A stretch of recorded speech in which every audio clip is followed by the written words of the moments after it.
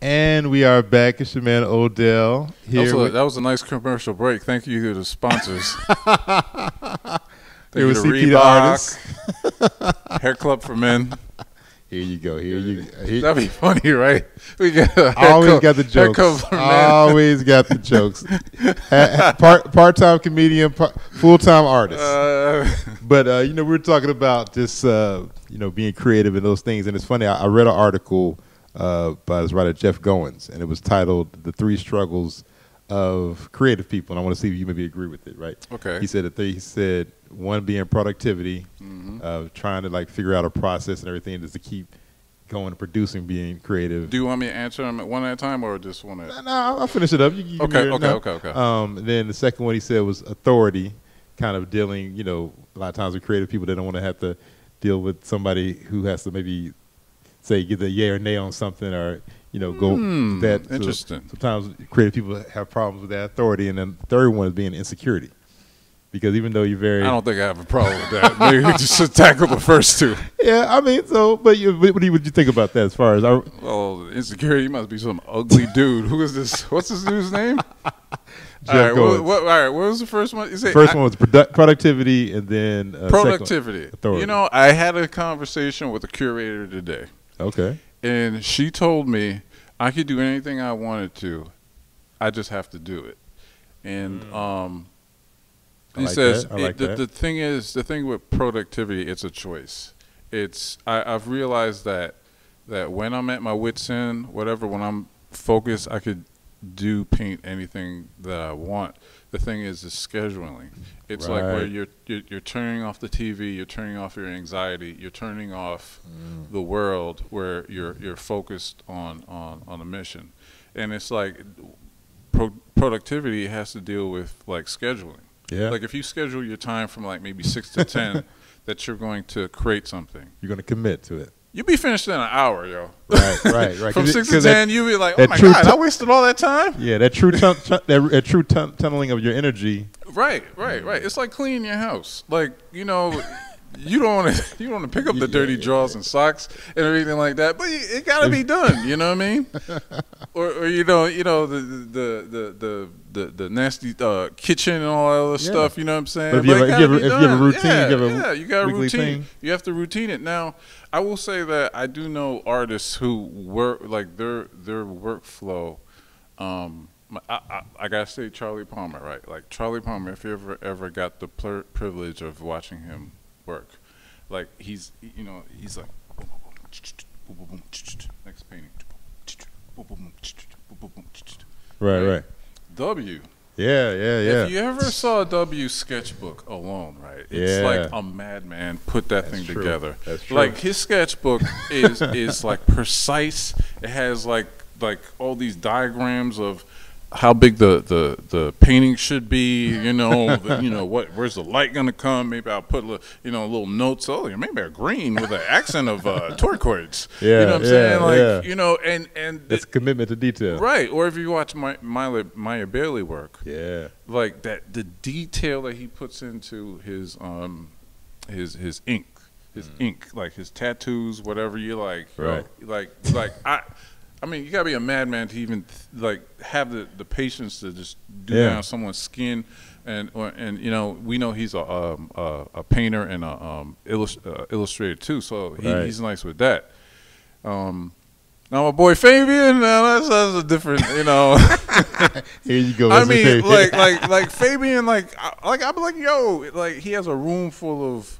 Wherever he is, he's like a mountain full of like paintings and paint and things that he don't use on top of it, and then he comes out with this masterpieces. I'm like, yo, how you get anything done on it? It's still a method to it. I guess it's still a method to it. Right. It's like his clutter is like, man, all right, don't fight me.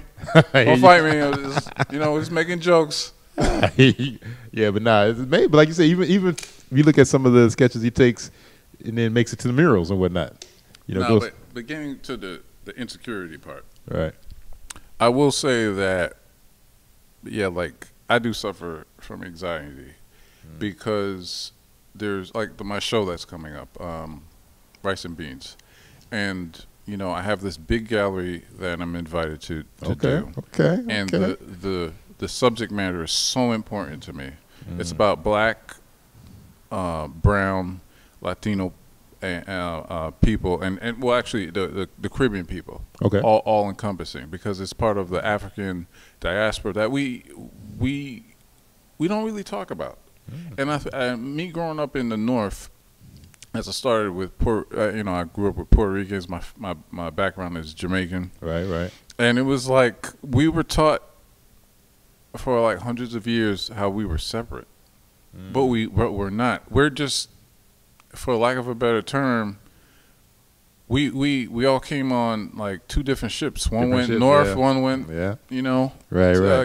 South. And the thing was that like the music and the things that we took from Africa is still embedded into stuff that we use today, whether it's merengue, bachata, reggae. That bass, the beating of the drums, it from our ancestors are still to this day. Right. The foods that we eat, and if you think about it too, like from the Caribbean, we created hip hop. You know, in the Bronx, Kool Herc was, he's Jamaican. Right, he had the big come back to like the sound systems, that thing. Yeah. Right, the sound systems and stuff like that in the Bronx, and that's the Jamaican thing. Right. We had sound systems and so forth, and we used to do a dance, whatever. Right. And that party atmosphere and the creativity, whatever that we contribute to America. Okay. And so the show, was giving me anxiety, which is it shouldn't, because it should be a passion and a love. And my curator, she told me just to have everything laid out, whatever, and set yourself daily goals. And it was like I was painting the other night, and I was like, look, I'm gonna paint, and I'm gonna see how this turns out, whatever. And I was like, oh, I'm almost done.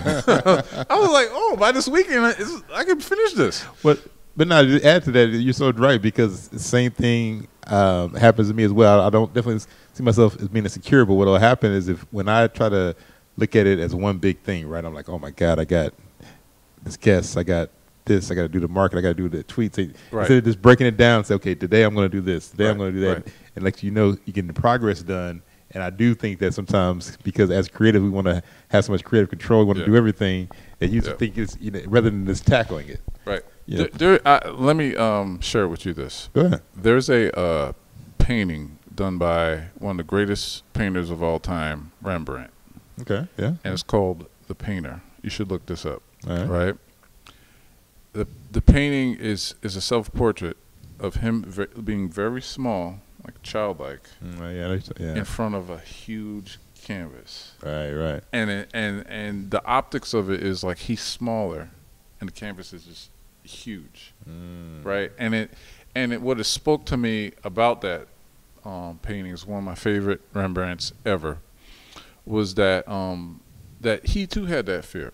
Oh yeah. He too had that that fear of creating, like touch that energy that happens when you touch the canvas if it's right, looking at that empty canvas, and then like you said, it's just that's sometimes the biggest thing is just getting started, right? Like you have the canvas, you can have the canvas, you got all your tools laid out, all your paintbrushes, all your pencils and everything, and then it's like, it's go time. But I also want to say this real quick, and just ask you this, because do you have the problem of sometimes having so much unfinished work that you just don't want to release to the public? What? Of course. Of course. Of course. But I got stuff that I'm I got tons of unfinished work. Yeah, right. That, every artist does. Yeah, that I'm like, I got work that I've done for shows that I'm ready to paint over.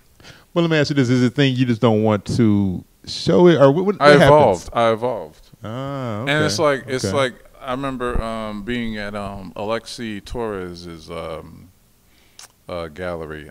You should look him up if you don't know him. Okay. Alexi Torres, and he's the painter here in Atlanta, where he paints everybody with strings, and it looks like a full string painting, like you're made out of laces and all that stuff. And he painted me about a year ago. So I'm going through his like work, and I was like, man, you didn't sell this yet? I was like, man. He was like, yeah, I'm about to paint that over. I was like, what? Are you crazy? Right. Because his paintings are so detailed. He told me this.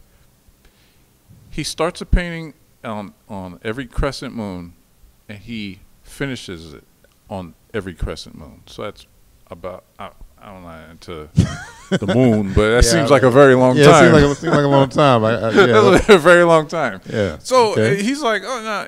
I was like, what? You gonna paint this over? Yeah. And then when I saw that amazing work being painted over, it gave me the courage to move on from paintings that didn't sell, weren't my best, whatever, True, something that I've evolved from, whatever, and you have to lose an attachment to it. You know what I'm saying? Because your goal as an artist is to always give the people a little bit better than what you did before. You know. Yeah, that's very true. One of my friends back in Alabama, she's an artist, Catherine Cope.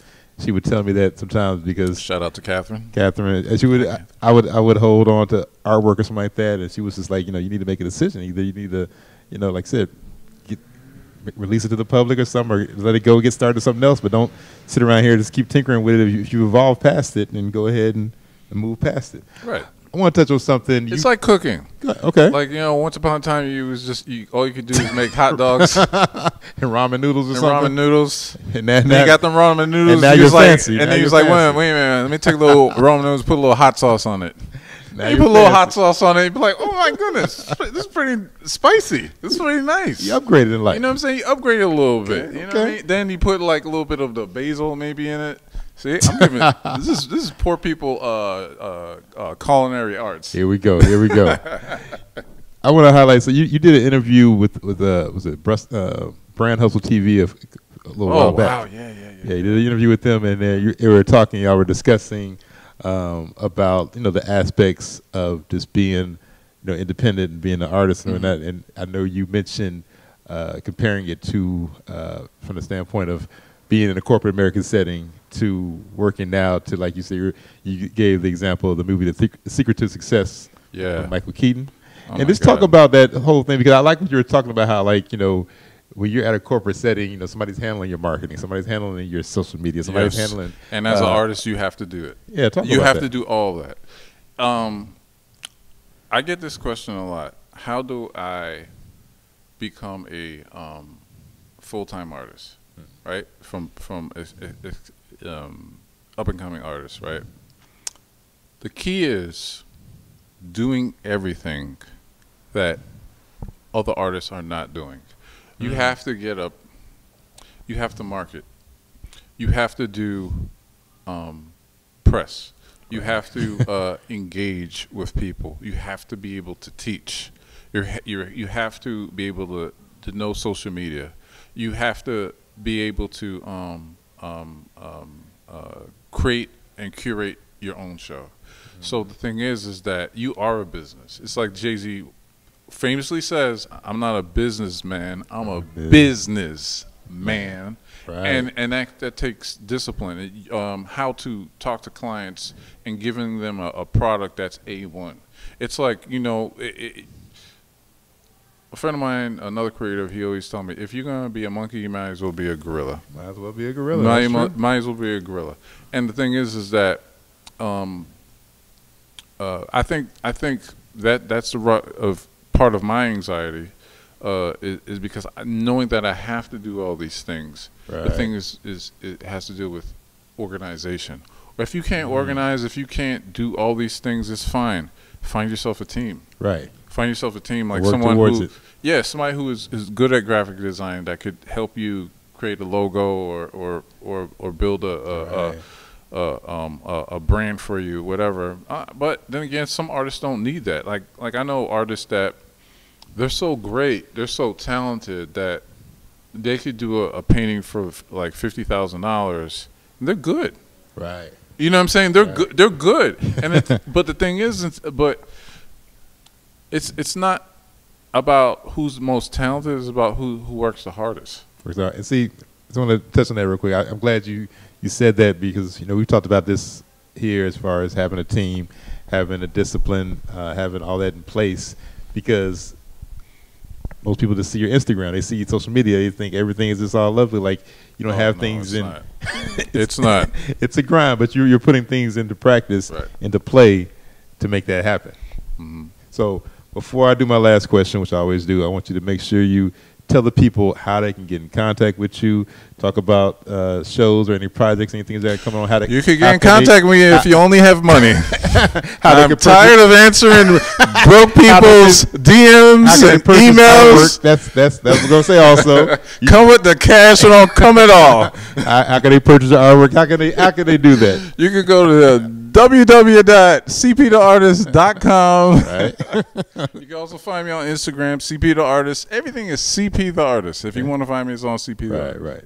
Everything is great. So, as always, in my last question with the show, I said, what is your keys, or what do you think your steps as far as the building great relationships?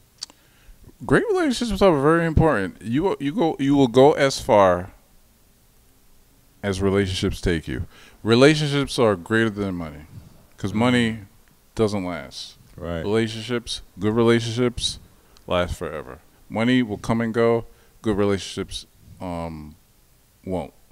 My thing is, like, always find yourself a team that is going to push you to another level. If you feel like you're in the same place, if you feel like you're in the same place, then you're going nowhere. And I think that I had to do that a couple of years ago, where people were like, "Oh, where you at? Where you been? you ain't sick, no, I've evolved. Like I want people. I want to be around people who are going to advance me.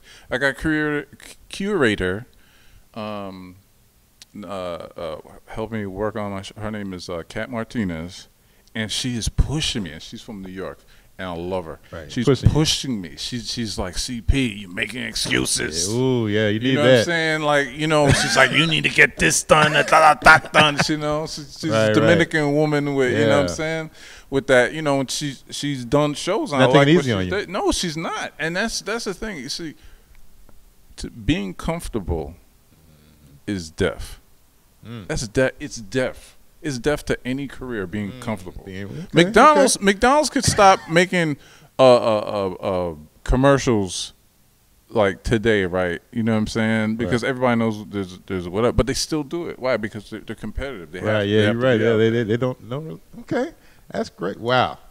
Listen, it's funny because I want to thank you for coming on the show, but also thank you for having me. Because when I arrived in Atlanta back in like 2004.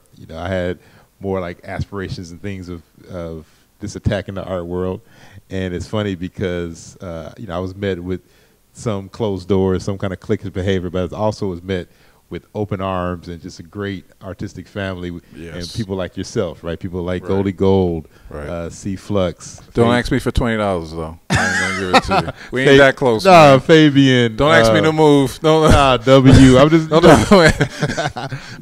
Lord Yada, different people like Maya Bailey. But it was just really cool. And even though I really don't do as much drawing and painting, I do more on the audio side and media side. But you helped us out because you gave us a platform when no one else did. I appreciate it. And I think that if anything, like when you had the show on FM, right? It was like you gave us a platform, and you don't know how like important that was to us. So maybe if you're not painting, this media right here is your art, is your art, and you're good at it, and most of us never had that platform to speak our minds. Because I remember when you had me, Goldie, and Flux, and we were just speaking. We were just artists and like whatever. Right. And if you remember,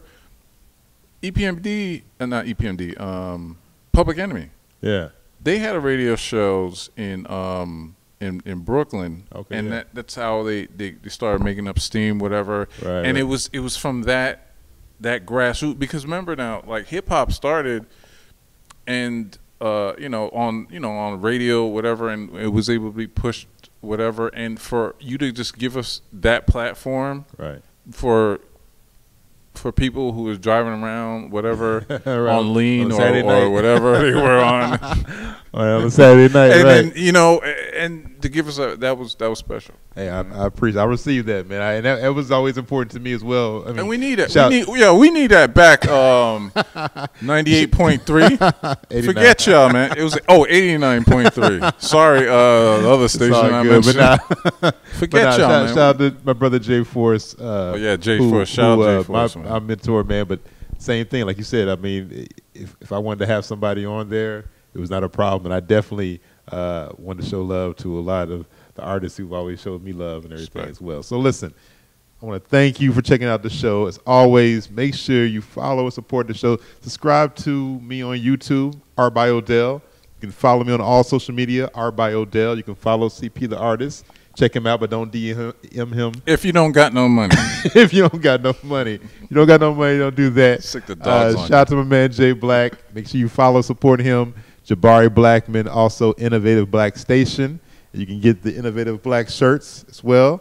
Shout out to my friend Sonya's in the house hanging out with me. Sonya. Just all kind of good stuff. Man, listen, Odell's Roundtable, about building great relationships. And it's funny because I remember the interview, but you thanking me for that and just highlighting some things, man, always makes me feel good as well. And keep up the good work. You're so right, because you can't buy certain things like that. Like, you can't, money comes and goes. And that's a platform we need. Yeah, good relationships. We need that. We need that platform. We need platforms like this. We help each other. Yeah. So and that's what the Roundtable's for, and that's one of the reasons why I wanted to keep going. And one of the reasons I expanded it, because I wanted to do more good, I felt like, and introduce amazing people. So listen, stay tuned. Keep rocking with me. We're gonna keep bringing you good guests, cool people like CP, and we out, man. Odell's Roundtable. Peace.